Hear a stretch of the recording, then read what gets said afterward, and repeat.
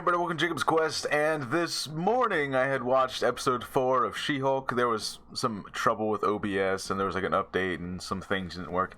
Anyways, now I am here finally recording my review for episode 4 of She-Hulk, obviously full spoilers, and I gotta say, man, we are finally here. I feel like we know what this show is, especially after the whole twerking debacle that like people got stupid angry over last week.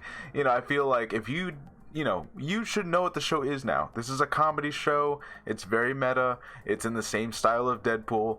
And speaking, just touching lightly on the whole twerking thing that everyone got all up in arms about. And I saw someone else tweet the same thing. But basically, if it is okay for Deadpool to do the exact same types of jokes, which yes, he did very stupid jokes just like that, and you were mad about She-Hulk doing it, but you're not mad about Deadpool doing it, it feels like there's some kind of double standard going on there. She-Hulk is this character in the comics. This is who she is. This is exactly how it is. I don't know what to tell you. You know what I mean? Like some people are angry that the MCU is doing this, but my thing is that the second Deadpool shows up in the MCU, which we know he eventually will, are you going to be equally angry at that? And if you're not, maybe you need to ask yourself why you're not. You know what I mean? That's all I'm saying. Anyways, episode 4 of She-Hulk, I gotta say, this might have been my favorite one. I think it really has been. So, right up front, we see this magician called Donnie Blaze, okay? And, look, okay, before the show came out, there were people who saw a poster in the background of a trailer. Okay, so this was something that was really blurry, hard to see in the background of a trailer, and it looked like it said Johnny Blaze, which of course everyone's like, oh my god, it is, what's his name? The motorcycle, Ghost Rider, it's Ghost Rider, right? And everyone kind of freaked out for a little bit, like, okay, we're getting both Daredevil and Ghost Rider in this show. Now, of course, it turns out that was Donnie Blaze, not Johnny Blaze, right?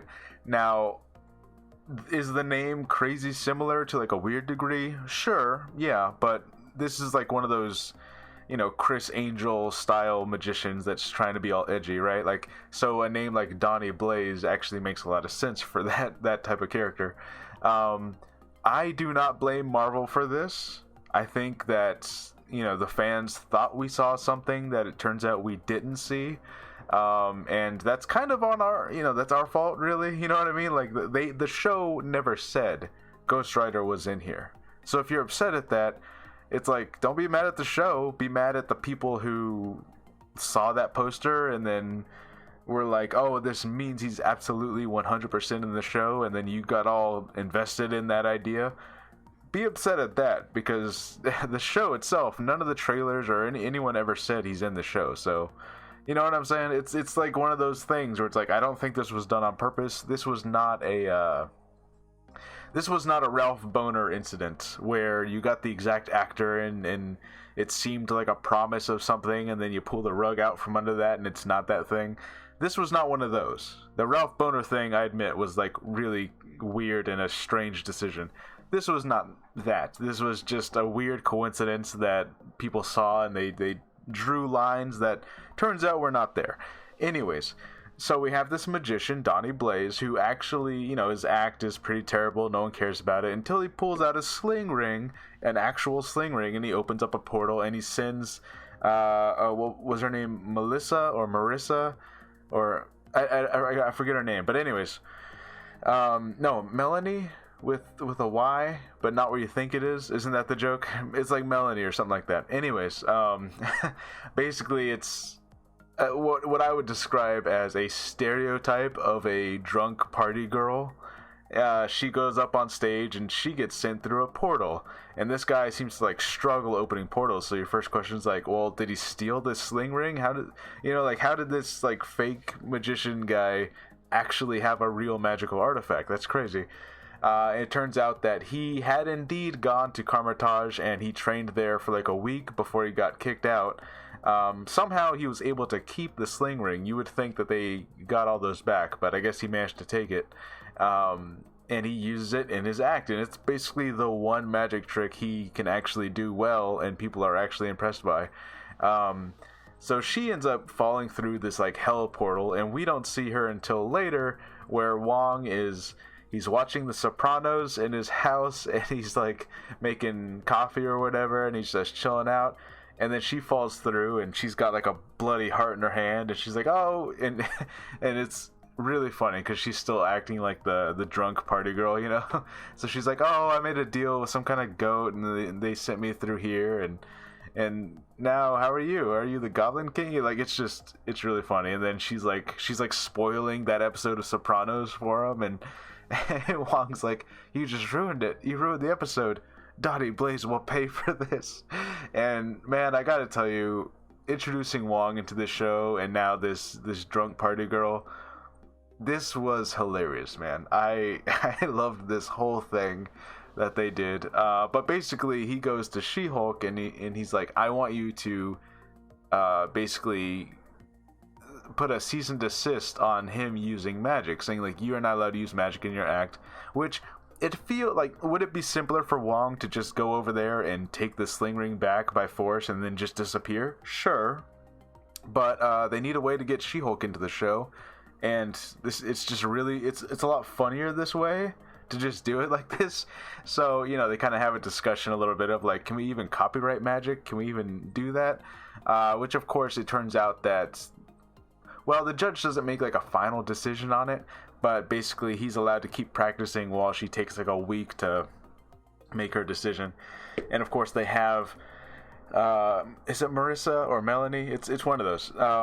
They have her take the stand, and she talks about how like, "Oh yeah, I saw this, there was like this demon that I had to make a deal with, and then me and Wongers," she calls them Wongers. It's just everything about the situation is great. It's anyways, but yeah, so he continues doing the act, and he opens up a portal where a bunch of demons come through out of this egg, and they attack a whole bunch of people. And so Wong gets She-Hulk to come over, and you know, at first, and you know, again, it's one of those things where it's like, could Wong have probably taken care of this himself, or called Stephen Strange, or done any number of things? But he called She-Hulk. Yeah, sure, but it's funnier this way. You know what I mean?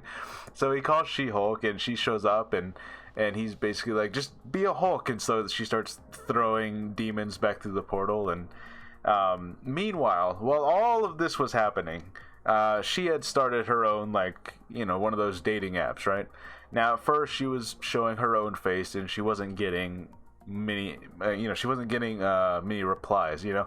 And first of all, that's like the most unbelievable part of this, because I'm sorry, but like, you know, she's a beautiful actress. The idea that she would not get many matches or something on this dating app, I don't believe that for a second. Okay, and they kind of do this twice to her in this episode. It's a little weird because they have her basically do the dating app again as She-Hulk this time, and of course she's getting like 1 billion matches because, you know, she's famous now. She's She-Hulk. Everyone knows who She-Hulk is. Crazy famous, right? She goes out with like a bunch of weirdos, and some people suspect that one of those weirdos was actually part of the Wrecking Crew from last week because they ask her about like her impenetrable skin and stuff. So it kind of seems like probing her for information kind of questions. So I'm sure there's like a more of a plot line happening there. But eventually she does find one match, and then they hook up, and, you know, in the middle of that she has to go take care of all the goblins and demons and stuff, right? And then basically they hook up at night, and then they wake up in the morning and she's in her human form, and then he leaves and he's like, "Oh, this is unexpected, I'm gonna go," right? And I'm sorry, I don't get it, you know, like this is the second time in a row where they're acting as if her in her human form is somehow not attractive or something. I don't understand. Like, it's I'm sorry, but like, she's still a beautiful actress. How is, you know, am I supposed to believe that people are suddenly not interested in her because she looks human now? I don't get it. I'm sorry. That's like the one part where I'm like, well, she's not like an ugly person. I don't get this, you know? Like, what are they doing? Anyways, so he leaves, and it's like this really sudden and rude thing, and then she gets a does she get a cease and desist, or does she get like a summons to a trial? I don't. Anyways, she gets some kind of document from Titania because first she looks on the news, and Titania from way back episode 1, who we really haven't heard much about, she is being cleared of all charges. And then now she's being sued for the copyright of the name She-Hulk. So Titania is like doing this on purpose, obviously, right? Like she knows that, like, okay, she's being called She-Hulk, so I'm going to go copyright that name and then sue her for using that name in public and stuff, right? Which, here's the weird thing about this show and Titania so far is that, like, Titania shows up at the very end of the first episode, and we, you know, other than the very brief occasional mention of her, like on a news segment, we haven't seen her since then. Whereas in the real world, on Twitter and like just in marketing promotional stuff, they did this whole thing where Titania, in the real world, she went to these posters of She-Hulk and she spray painted it and wrote Titania over it, and you know the actress Jamila Jamil, or I don't know if I'm saying that right, but you know, so the marketing and the real world like interactions on social media, they're making Titania out to be like one of the main characters, but she still hasn't shown back up since episode 1. So I have to imagine that, especially with the way they left this, she's now going to become a bigger part of the show, because they're kind of acting as if she is, but she hasn't been so far. So I don't know. I hope that this all kind of ends up tying together with like the Wrecking Crew and Titania, and they wanted her blood, and then that one guy she went on a date with was asking about her skin being penetrable, you know? So like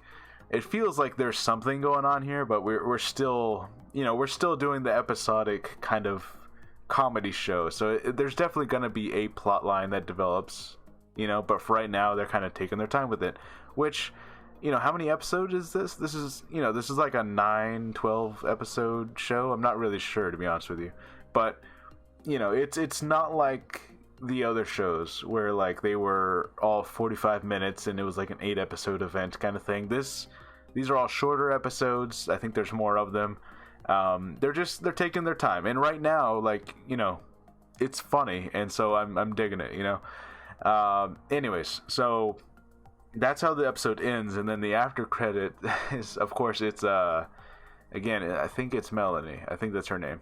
It's the drunk party girl and Wong hanging out, watching Sopranos, and they're both just talking about like different drinks that they've tried and how they're gonna go party, and it's great. It's just I love the interactions they have there, and they even, you know, they straight up just say this in the beginning of the episode. They're like, oh hey, Wong's back in the episode.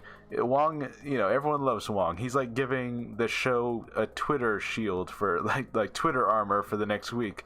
You know, basically if you have Wong in the episode, everyone's gonna be nicer to the show on Twitter. So the writers of the show absolutely knew what the reactions to the show was gonna be, and they're very aware of how the audience is reacting to it. And so I don't know, I really appreciate that, you know? They're not like clueless that like, oh no, I can't believe people are reacting this way. It's like they knew what was gonna happen, and they're doing it on purpose, you know? Pretty great stuff. So yeah, just I think the reason why Wong works so easily is because he is the best what I would say line between the serious Marvel stuff and the goofy Marvel stuff. And what I mean by that is, like, Wong will sit there and tell jokes with Stephen Strange one minute, and then the next minute he will be talking about like, oh, reality is in danger and this is some crazy dimensional threat and we have to stop them, you know? And then the next minute he is doing karaoke with Shang-Chi, right? Or he's gonna go get some sandwiches for him and Doctor Strange or something. And now he's here with She-Hulk and hanging out with Melanie or whatever, watching Sopranos, you know? So like one minute everything's really serious and dire, and the next minute Wong can be doing something really goofy, you know? And so he's like the perfect character to do like this barrier between like, this is actually serious, but no, it's actually kind of a joke, it's funny, you know? And I love that, and I think that's why Wong works so much. you know. Um, Man, this look, I know there's people out there who are not digging this show, and they're just like, oh, it's whatever. If you take this show for what it is, it's just a comedy show. It's lighthearted. It's not that serious. It's doing a great job, and I feel like the show knows exactly what it is and what it's trying to be, and it's doing a great job of being that thing, you know.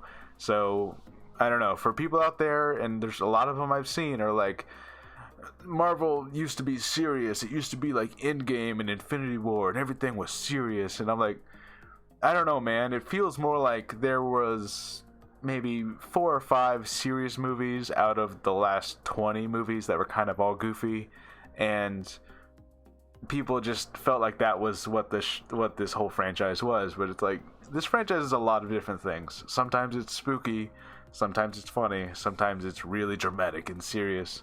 Other time, you know, like there's a lot of stuff that can happen here, and this show it's goofy. It's a goofy show. It's funny. I don't know. Look, I am really enjoying this. I am very curious as to like what happens to Titania. Where is that thing going? You know, because again, in the real world, they're acting like this character is a main character, but so far she hasn't actually been that. So we'll see. We'll see where this is all heading. You know, she's going to get sued for the copyright of She-Hulk. It would be really funny, and I'm sure this is going to happen. It'd be really funny if the next episode starts and they can't put up the title card because it's like, this is copyrighted material. So they have to say just Jennifer Walters, person formerly known as She-Hulk or something, you know. I'm sure they'll do something like that.